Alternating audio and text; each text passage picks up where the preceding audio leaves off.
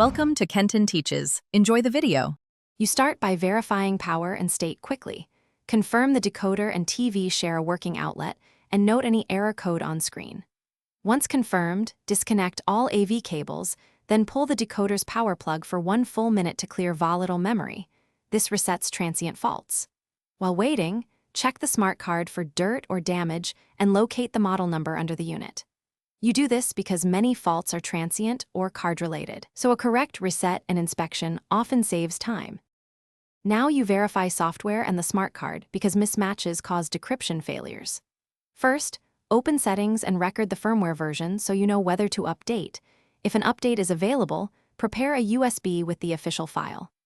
Next, inspect and reset the smart card. Dirty contacts or partial insertion cause intermittent decoding. Then run a manual channel scan and check CA or card status screens to see which streams fail. These steps isolate whether the issue is software, card, or signal related, so you can act decisively. Finish by applying updates and resolving signal faults. Updates fix known bugs and card compatibility. If you updated, do not unplug during the process. Instead, wait for the reboot and then rescan channels. Next, inspect coax connectors and dish alignment. Loose F connectors or damaged cables can mimic decoder faults, so swap the cable to eliminate it as the cause. Once done, verify card authorization and test multiple channels. If issues remain, call StarTimes support with the model, serial, and exact error code. That single detail.